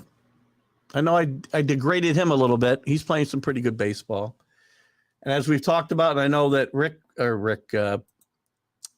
Drew also pointed out a couple of times, the pitching is where this team is going to make or break, in my mind.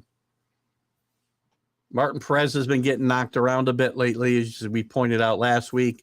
Evaldi's still pitching very well. I just picked him up, by the way. His whip's under 1. John Gray's pitching great, but he's going to get hurt.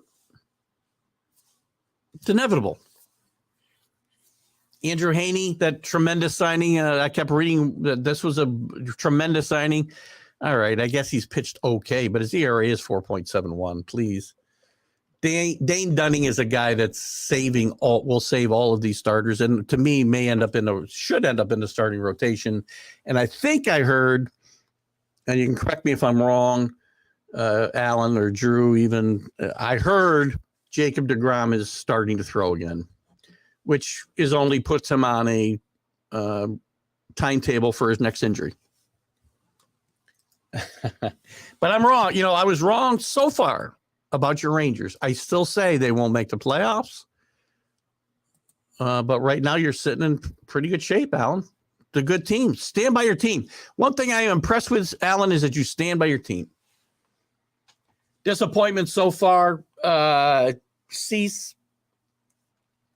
Mano, yes. Alcantara, yes. Absolutely, Alcantara. I picked him up recently, too. I think he'll come back, though.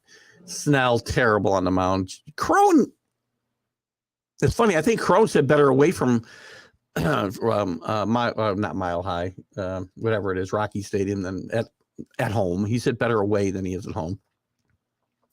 Chisholm's been a disappointment, especially with his position change. Sterling Marte, I'm ready to drop him. Get ready to pick him up, Drew, because I'm dropping him.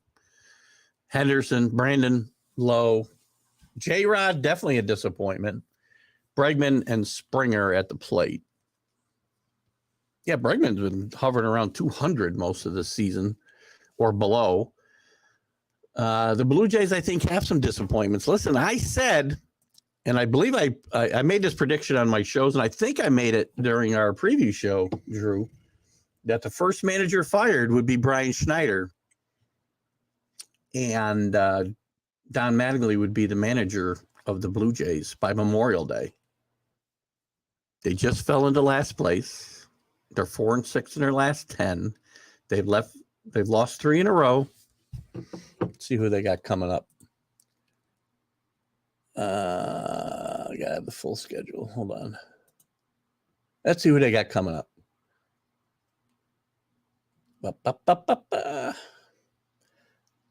They got another game with Baltimore today. They got Tampa Bay. They got the Twins. They got the Brewers.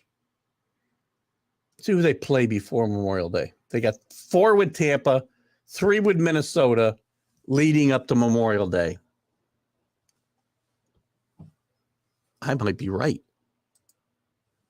We'll see. Impressed with the drive. Listen, I'm impressed with the Dodgers' drive to the top as well. This injury to Urias will test them a little bit. The fact that Mookie Betts has been playing shortstop, impressive. The Dodgers just keep, it's the next man up all the time for the Dodgers, all the time.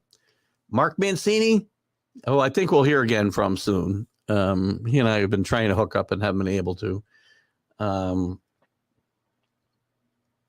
Your prediction of the Pirates making the playoffs and the Dodgers not, I'm said was a pipe dream, even when the Pirates were playing well.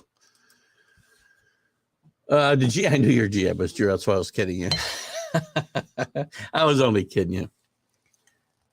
And lead Carlos Jr.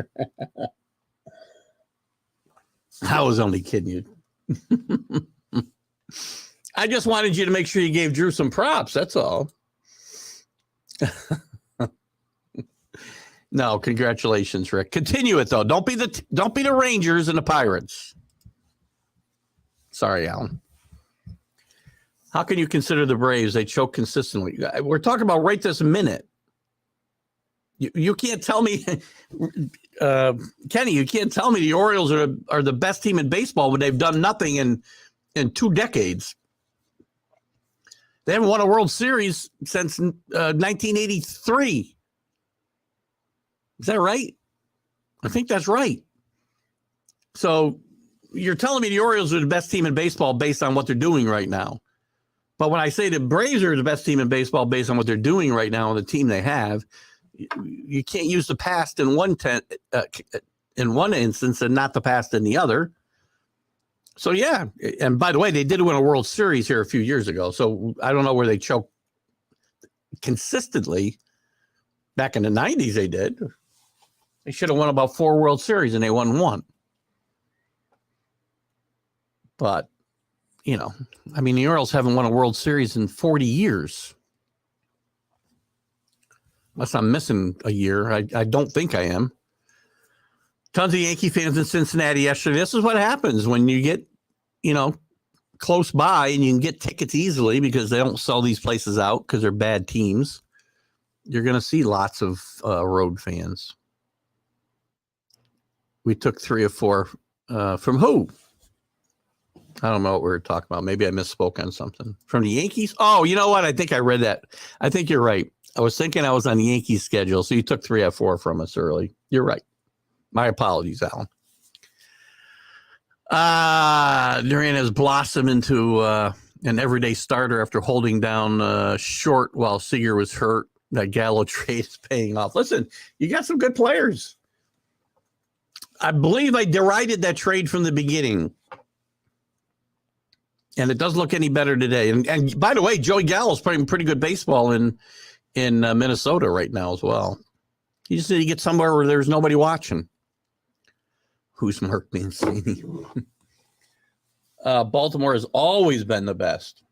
By the way, I mean, if you want to talk about teams that choke, listen, Baltimore had great teams in the 70s when I'm a kid.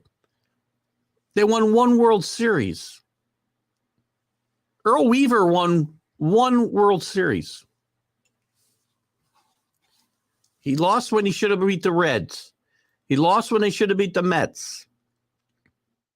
You beat the Pirates in a great World Series. Or did the Pirates win that? Hold on. Now I'm backing up. Back me up. I'm sorry. They beat the Reds. They should have beat the Mets. They should have beat the Pirates and did not. And then they faltered in the playoffs all through the 70s. That was the best team in baseball, and they continuously choked. And again, we can talk about it. Again, the other teams they're playing have something to do with that, right? I don't think teams always choke. But in any regard. Listen, I want to say one thing, too, while we're talking about baseball. Yesterday, I believe, maybe the day before, would have been Bobby Mercer, my guy. Bobby Ray Mercer would have been his 77th birthday, and I want to wish Bobby a happy heavenly birthday. He was my guy and always will be my guy.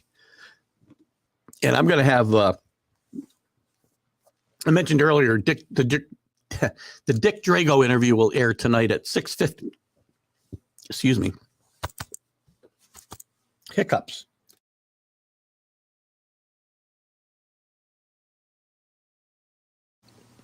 The Dick Drago interview will air tonight at 6:50. I know it's a weird time.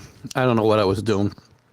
But I will have soon. And then we're going to have a little dry spell for interviews for a while because of the move and everything going on here. We might have one here and there. But in July, I hope to have Kay Mercer on to talk about Bobby and those Yankee teams of the 70s and Thurman and all kinds of stuff. That ought to be a lot of fun. It'd be a lot of fun for me. Whether it'd be a lot of fun for you, I know. I'm not sure. You were talking about a time when everybody could beat you at any time, not like today. I don't know. I mean, you don't think there were bad baseball teams in the 70s? How about the Brewers?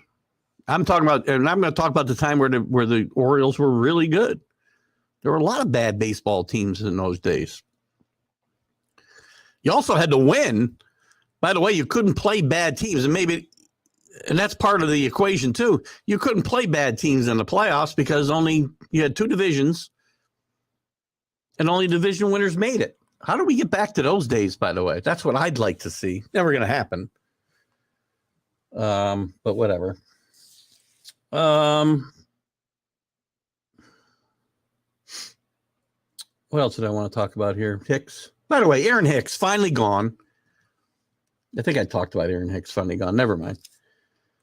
Did I go through the standings? The search. What's going on with the pitchers too? By the way. Now, I mean, Clark Schmidt gets dressed down the other day. Herman gets suspended. Scherzer got suspended again. MLB and obviously every advantage has got to go to the hitters. And I don't understand why we got to keep doing this.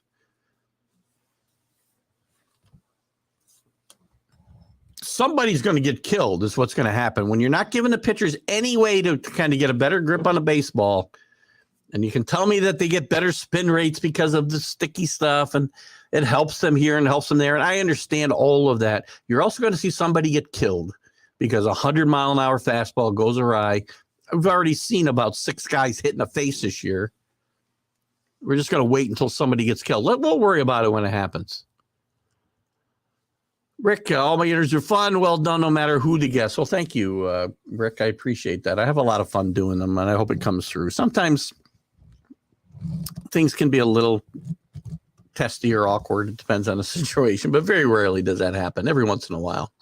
But then I get a fun response out of somebody, and it's a lot of fun. Dick was a lot of fun to talk about. He's very open about some of the teammates he played with and managers he played with. He really did not like Jack McKeon, by the way. Still feel bad for the Jays. 433. I don't feel bad for him. Yankee fan. I want him to do badly, especially after this nonsensical week. We had to listen to all this nonsense for 3 days about coaches and where they stand in the box. Oh, God, it's annoying. Brian Schneider, I find a very annoying guy. I really do.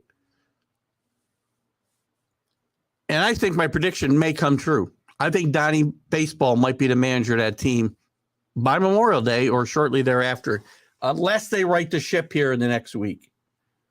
This team goes out and loses 3 out of 4 to the Jays or the Rays. Watch out. That's all I'm saying. What else we got going on in MLB? Hold on. Let me see if we got any other little quick notes I want to chat about. How do I get into the NBA? We'll talk about the NBA in a second, probably before we wrap it up.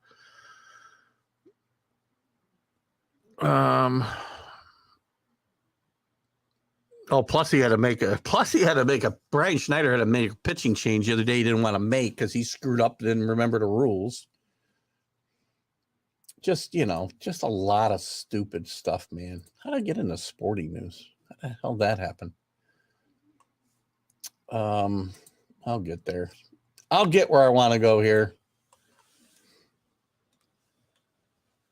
I just want to make sure there's no other news here I wanted to chat about. Greg Allen, we chatted about him. Jose Quintana for the Mets has been cleared to throw. Another guy who hasn't thrown a pitch this year.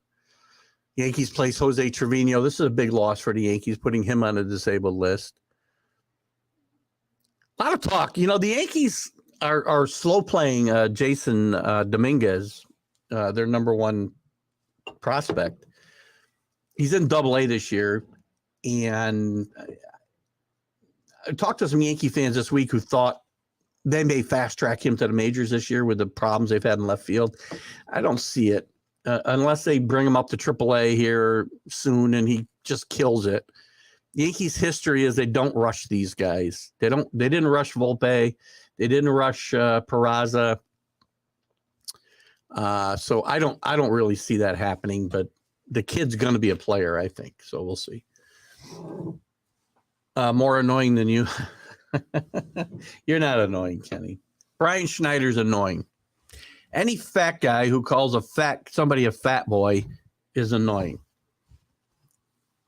The guy blows a 9-0 lead in the freaking playoffs in a deciding game, and maybe you ought to worry about that stuff more than where the Yankee coaches are standing.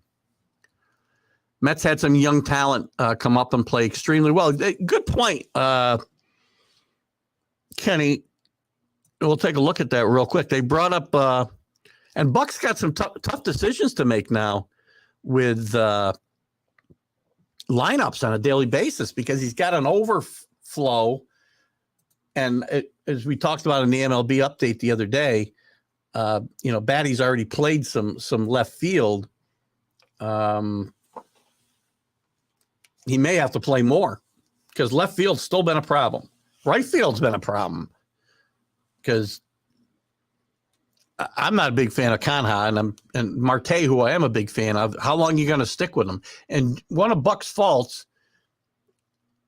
is similar to Tom Thibodeau. He does like to stick with his guys through thick and thin. And I think maybe you're starting to see a little change in that philosophy because they brought Vientos up and he hit a home run the other night and then sat. But he's going to have to find a way to keep Batty and Vientos in the lineup, in my mind. There's no sense having these kids up and sitting on the bench. So Vientos can play third base. He can play first base. So you got those three guys, Alonso and the two kids that kind of rotate between first and third and DH. Batty can play some left field. Doubt he can play right field, but who knows? But I think you may see less of Canha and less of Marte in a lineup on a daily basis because this team needs some offense. And you can also DH Vientos as well, by the way. I just said that. Rotating Alonso and maybe some of the outfielders. I don't know.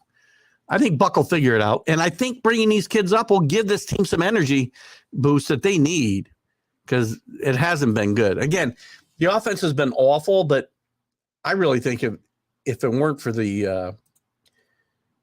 I don't think the pitchers have been all that good either. I mean, Verlander got booed off the mound the other night. Do I think they'll be okay? If they stay healthy, I think the Mets will come back. I mean, they should think Tyler Miguel's pitched well again. He got hurt last year before he got hurt.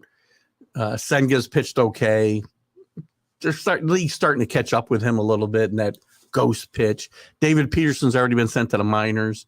Scherzer's pitching to almost a 5 ERA. I think he'll be all right once his health is better, if his health stays better. Joey Lucchesi, I'm not a big fan of. Now, Robertson's pitched really well out of the bullpen, which has helped them a lot. Ottavito's pitched okay out of the bullpen. I think the bullpen's dug them out. Verlander also pitching almost to a 5 ERA. Again, pitched badly the other night and kind of booed off the mound almost. So, a lot of interesting stories in baseball. Damn, I wrote something down here and I can't read it. Brown. That's terrible. I made a side note here and I can't read what the hell I wanted to talk about. How about Gary Sanchez being back with the Mets? You think this year, let's take a little bet. Do you think this time next week, Gary Sanchez will still be on the Mets roster? I do not. They brought him up yesterday or Friday because contractually they had to either bring him to the majors or release him. So they brought him up, I think, just to kind of see whether there's anything there, get a closer look at him. I think by this time next week, Gary Sanchez could very well be an ex-Met. We'll see. Mets hitting's been bad, fourth worst in the league, but it's their pitching. Yeah, pretty much what we just talked about, right? And I think the hitters will come around. I think Lindor will come around, and maybe, but maybe Lindor needs to stop hitting third every night. Buck, start looking and moving the kids up. You don't have to hit Batty and Viento down in the order every night. I think the key to this team is going to be Verlander and Scherzer getting healthy, maybe Quintana getting healthy, because you're going to need at least those third and fourth starters. Everybody's fifth starter sucks anyway.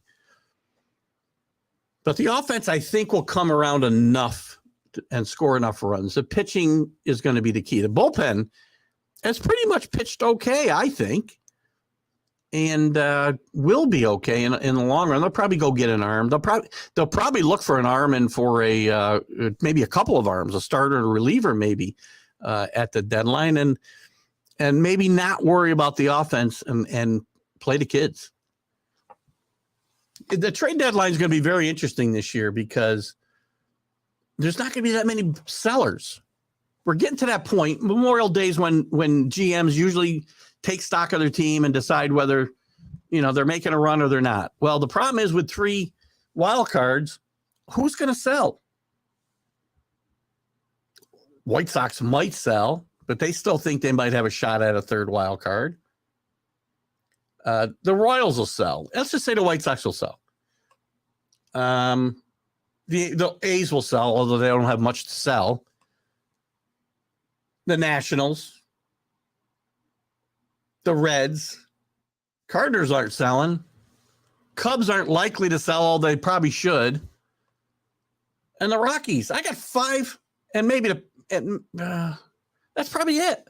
6 teams would be right now sellers. So that drives the price up for all the guys that are available at the trade deadline. So it makes it very interesting. Baby Mets making noise. Carlos shows up. Good evening or good morning to the Mad New Yorker. And the Baby Mets are making some noise. Listen, the Mets, as inconsistent as they've been, they finally got back to 500, 6-4 in their last 10. They won 3 in a row. They 5.5 games out. They're in better position than the Braves or the Phillies were at this point last year. So we can't bury the Mets. But their pitching's got to get better and healthy. Sellers equal sell. Yeah, that's it. They're the only teams. It used to be more than that, though, Drew, right? I mean, it wasn't just sellers because, first of all, if you go back far enough where the only division winners made it, then you had a lot of teams selling. Then even with 1 wild card, you had a lot of teams selling. Obviously, less with 2. It's basic math. I know I went to Perth, and I don't math very well, or English very well for that matter. but when you're going to get to the trade deadline, and everybody but 6 or 7 teams are going to be within 5 games of a playoff spot, nobody's going to trade. I don't think the Marlins will trade. I think they'll be buyers. I mean, look at I should look at this a different way. The Marlins might be buyers. They might do something similar to what the Orioles did last year. The Orioles were sellers, but kind of buyers at the same time because they didn't get worse. Sometimes you can sell. Yankees did it a bunch of years ago. Judge's first year, Sanchez's first year, Tyler Austin. Was that the other kid who never made it? But they were sellers, and they played better after the trade deadline when they played all the kids. So the Marlins right now are an intriguing situation because they're 2 games over 500, but their offense is god-awful. Drew mentioned Chisholm not playing well in his new role in center field. Has showed a little pop, but he's only hitting 229. His on-base percentage is 290. It's terrible. I mean, maybe they move a guy like Solar, but the problem is he's been their offense. They can't make the offense worse. They somehow got to make the offense better. And Luis Arazi, I'm going to say his name wrong, Drew. Arias, see if I say his name right. He showed last year was no fluke. He's hitting 387 again. He's got a 442 on base percentage. That guy is the one guy on offense who's making things go. And also why you shouldn't get rid of singles and doubles in the fantasy league, Drew, like we had to argue against. I think you were on my side there. I don't remember. Juan Segura could be a guy they trade. But again, what are you going to get for him? Maybe you get a young kid who'll help the offense a little bit, but they're going to have trouble because I don't think they want to bust up their pitching. Their pitching is still really good. As bad as Alcantara has been, Alcantara has been their worst starter. 5.05 ERA. Luzardo's been really good. Braxton Garrett's been okay. Cabrera, only okay. See, their pitching hasn't even come around. It's very amazing this team is actually 2 games over 500. How'd the kid do? How's the kid done in his first couple starts they brought up? Where is he? Can't find him. Was it Perez? Who was it? Who was must have been Yuri Perez. He pitched well. 2 starts, 2.79 ERA, 1 whip. Pretty good. Baseball playoffs are becoming like hockey. Too many teams, money, greed sob. Greedy SOBs. I don't disagree. I do not like, this third. I didn't like any of the wild cards, to be honest with you. Then I became okay with 1. I don't need 3. The Padres continue to sink. They'll sell the shed salary. I don't think they can give up on the season, though, Drew. Maybe. You may be right.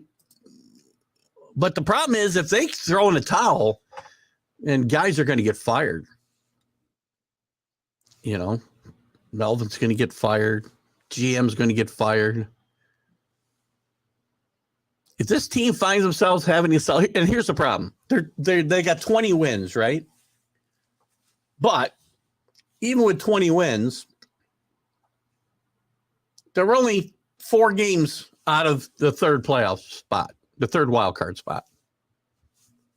The National League, mediocrity in baseball overall, is going to keep the Padres in the race. So they're not going to sell unless, as Drew says, if they totally go in a tank here the next 2 weeks.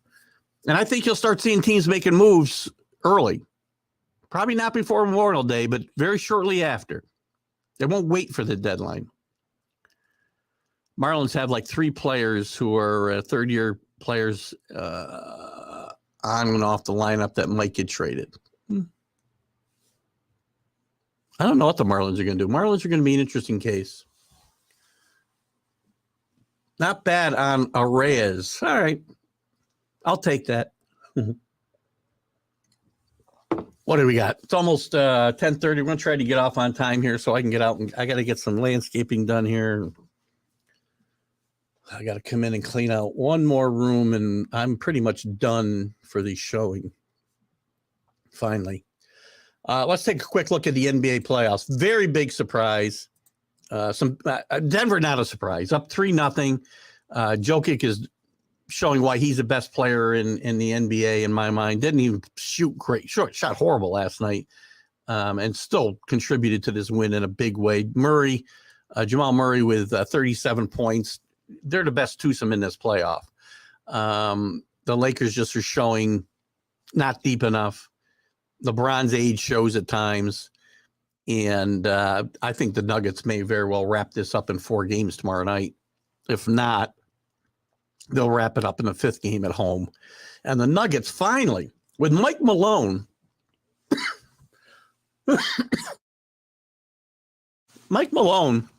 son of Brendan Malone, longtime Nick assistant, has done very well. He was an assistant for a long time in the NBA, got a chance in Sacramento, and the team wasn't very good. He got here, had a slow build in Denver, and then they've been disappointments in the playoffs the last 2 or 3 years. And this year they've really put it all together, and they're playing some great basketball.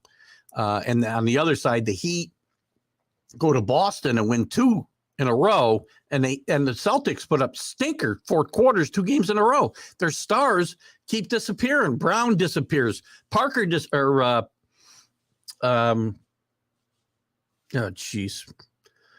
Tatum disappears. Marcus Smart disappears. And Jimmy Butler is just on a rampage. He's playing like a man possessed. And again, they've got one of the best, if not the best coach in the NBA and one of the most underrated, Eric Spoelstra. I keep saying his name wrong. I keep saying Spoelstra. I don't know why. Eric Spoelstra, one of the most underrated, maybe the best coach in the NBA. Best hand in the NBA for sure. Took that from Pat Riley, probably. And why Williams is getting in Jimmy Butler's face in that game, because from the point they got into each other's face Friday night, the Heat just took that game over, and the Celtics really never, well, I shouldn't say never because they were leading part of that fourth quarter, but they just imploded again, and their stars all disappear. Your stars can't disappear at crunch time. And we're looking very likely, they play today, 8:30. Wish they'd play these games earlier. This is a big game for the Celtics tonight. They need to win tonight or they're in big trouble, obviously. Drew likes Denver-Miami final. I do too. Nobody saw that coming. Probably less people would have seen a Laker Heat final coming as the two play-in teams would have been there. It is nice to see the team a number one team. Denver, listen, Denver's had some high seedings in the last few years and really put up stinkers in the playoffs. And this year they've really got it together. And I'm happy for Mike Malone. I'm happy for Jokic. It's a fun team to watch. If you didn't watch them, I think they're a fun team to watch move the basketball. And I'll give credit to the Mad New Yorker, because he said on Friday's show that, you know, they rely on a three probably less than most of these other teams. They go to the basket a lot, and I think you saw a lot of that certainly Friday night and certainly in some other games as well. Lakers have played too many games already. I think, listen, playing in the thin air, I think really hurt the Lakers. And even getting back home, I don't think they've recovered. They've only got one day in between these games. A lot of times they've spaced these out further, which you'll probably see in the finals. But I think the Lakers are pretty much toast. It could be over in 4 games. LaDun. We saw that when you repeated it. I guess this audience didn't see it, though, Rick, so that's acceptable. Can teach his son how to play flop in the offseason. Big news, too. I'll finish up here. We'll wrap up in the next couple of minutes. You guys have a couple topics you want to talk about. I'll go past 10:30 a little bit if anybody's got a topic they want to bring up. But just to stick with LeBron, the news that Bronny has chosen USC, which is a bit of a surprise to me that he went to USC, but he'll be close to his dad in LA. And although he could have been there at UCLA as well. But he's got a good coach in Andy Enfield there, and it'll be interesting to see how good. We don't really know. I mean, he looks good. You never know in high school. These kids have huge numbers, and then they aren't as good once they hit the next level because you don't know the competition that they're playing, level of competition they're playing. But if he's good and he's gone in a year, Bronny and LeBron want to play together. It's going to be very interesting to see where that might happen. Because it's unlikely the Lakers will find themselves in a position to draft Bronny, which means LeBron's going to want to move. And LeBron's already been maneuvering his contracts to make sure that he will have outs when Bronny may be coming into the league. So that'll be an interesting situation to keep an eye on. You guys who like LeBron, you guys who hate LeBron, I'm kind of ambivalent about LeBron. LeBron's a great player. There's no doubt LeBron's probably the second best player ever to play the game. The stuff off the court, taking money from the Chinese, again, it's all tied to Nike. So why are we not mad at Nike? Why are we buying Nike? Why aren't we mad at everybody who wears Nikes? I buy Nikes. Don't hate me. I don't think I'm supporting the Chinese. I guess it was more his comments about the labor situation in China that is the big deal, right? But LeBron should just shut up and play. I really thought early in his career, the first half of LeBron's career, I really thought he got it. He was one of the guys who got it. But that's apparently wrong now. So I do have one thing I want to bring up before I go. Who's going to take 76ers job? Very interesting. A lot of talk about Mike Budenholzer. Am I saying his name wrong again? Probably. Hang on. See if I can find his. I brought something up here for this. That's a draft. That's a draft. The coaches. Damn it! I had Mike Budenholzer. Oh, here it is, right here. I want to say his name right. A lot of talk about Mike Budenholzer, the former Milwaukee coach who gets fired after just winning an NBA championship just a couple of years ago and going to the conference finals last year. He gets beat by the Heat in the first round. He goes out. Played without his best player most of that series, but he gets fired anyway. So I think it's a very good chance he gets the job. And if he doesn't, I would watch out for Monty Williams, just fired by the Suns, or even Sam Cassell, 76ers assistant. That's who I think might get it. Oh, God. Ja said he could have beaten MJ and Onondaga in one game. Kid's definitely smoking crack. Yeah, he could have beaten him maybe in a duel or something.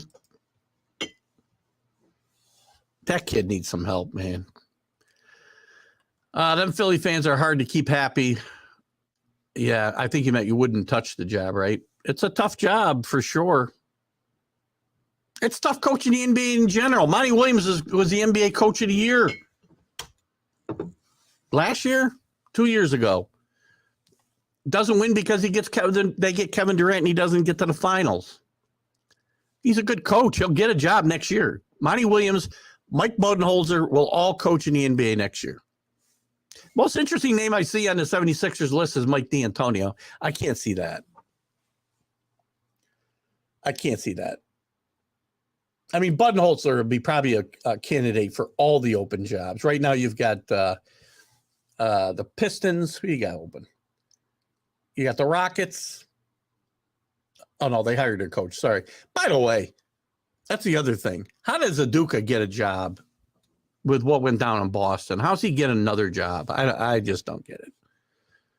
Some of the guys they don't hire, but they rehire guys who have his type of history. The Pistons are talking about maybe Jerry Stackhouse from Vanderbilt, former player with the Pistons, former great player at North Carolina. The Bucks are talking to Mark Jackson, former Golden State coach and current basketball analyst with ESPN and ABC. Scott Brooks is a candidate in Milwaukee. The Phoenix is talking to Budenholzer, Nick Nurse, a former Raptors coach. All these guys have been very successful. We talk about recycled coaches, but why wouldn't you want guys who have been successful? Kenny Atkinson is in play, former Net coach in Toronto. Lots of names getting kicked around. Even the WNBA's LA Aces coach, Becky Hammon, is getting a mention in Toronto. 76ers can't be coached by anyone. That's a toxic situation. Thanks, Heath, for a good chat and all the other people that partake. I say the same thing. Thank you. One-on-one games. I think I know what you meant. There's no way Ja Morant beats Michael Jordan in anything. Golf, one-on-one basketball, or whatever. Speaking of Michael Jordan, I'll give you guys a piece of advice. Hopefully, if you have, I think it was on Netflix or Prime. It was free. Check out Air, A-I-R. It's the story of Michael Jordan and Nike, how the relationship came to be and how the Air Jordan brand was born. It's a great cast. Ben Affleck. What's his? He was only the lead in the movie, and now I can't remember his name. Matt Damon plays Sonny Vaccaro, who, by the way, is a very shady character, but not played that way in this movie. Just a great cast, and it was a fun movie to watch. So catch it at some point soon. It's a really good movie, and I think you'll be happy that you checked it out. It's on Prime. Thank you. I think you and I might have talked about this on Friday. I guess I talked about it with Robert Butler Thursday night. Great film for sure. It was a lot of fun to watch. Yes, Damon, thank you. Sometimes I have these little, as we know, these little brain farts. So I'm going to say goodbye and thank all of you for your great participation again. Drew, Carlos, Eric, Alec, Rick, Kenny, Alan. If I missed anybody, Scott. I think Scott was here. Was Scott Cote here today? I'm not even sure. But thank you all for tuning in. Guys, go out, like and follow the show. Invite your friends. Invite your friends. I'm going to have a second coffee with my wife and then get to work. There goes my music. I can't do without music. There we go. Keith Angle from TGI Sports Talks. Sunday Stream of Consciousness. Have a great, great Sunday, guys. Have a wonderful day.